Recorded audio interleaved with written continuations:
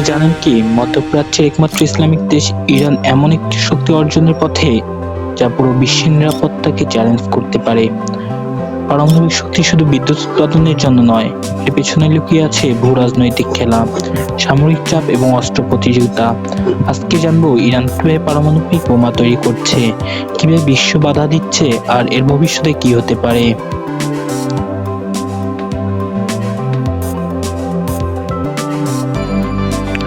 Iran তার পারমাণবিক কর্মসূচি শুরু করে 1950-এর দশকে আমেরিকার সহায়তায়।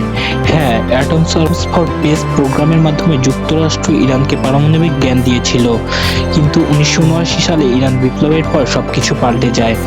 এরপর থেকে ইরান গোপনে ইউরেনিয়াম সমৃদ্ধ করতে থাকে, যা পারমাণবিক বোমার জন্য গুরুত্বপূর্ণ। 2002 সালে স্যাটেলাইটের চিত্রে ধরা পড়ে ইরানের গোপন পারমাণবিক স্থাপনা নাতানজ ও আরাক। এরপর থেকে পশ্চিমা দেশগুলো চিহ্নিত হয়ে পড়ে। 2015 সালে joint comprehensive plan of action সই হয়। এই চুক্তিতে ইরান পারমাণবিক কার্যক্রম সীমিত করবে, বিনিময়ে উঠে যাবে অর্থনৈতিক নিষেধাজ্ঞা। কিন্তু 2018 সালে ট্রাম্প প্রশাসনের চুক্তি থেকে সরে আসে, আবার শুরু হয় উত্তেজনা।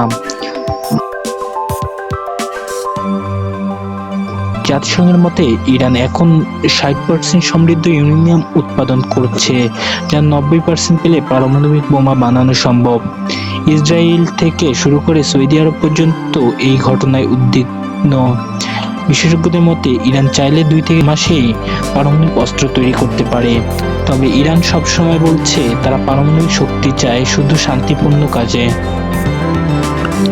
যদি ইরান পারমাণবিক অস্ত্র বানায় তাহলে মধ্যপ্রাচ্যে ভারসাম্য ভেঙে যাবে।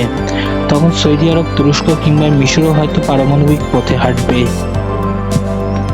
ইসরায়েলের আগেও ইরাক ও সিরিয়ার পারমাণবিক স্থাপনায় হামলা করেছে, ইরানকেও আক্রমণের হুমকি দিচ্ছে। অন্যদিকে রাশিয়া ও চীন ইরানের পক্ষে থাকায় বিশ্ব রাজনীতির একটি বড় সংকট তৈরি হয়েছে। ইরান যদি পারমাণবিক শক্তি অর্জন করে তাহলে শুধু মধ্যপ্রাচ্য নয়, পুরো পৃথিবী নতুন এক পরমাণু যুদ্ধের আশঙ্কায় পড়তে পারে। এখন প্রশ্ন হলো, বিশ্ব কিভাবে ইরানকে থামাবে, নাকি সময়ের সাথে সাথে সবাই এই বাস্তবতাকে মেনে নেবে? আপনার কি মনে হয়, ইরান পারমাণবিক বোমা বানাবে? কমেন্টে জানাতে ভুলবেন না। ভিডিওটি ভালো লাগলে লাইক দিন, সাবস্ক্রাইব করুন দ্য ফ্যাক্ট রাইড এর মতো চ্যানেলগুলো, আর এমন গুরুত্বপূর্ণ বিষয় জানতে সাথে থাকুন।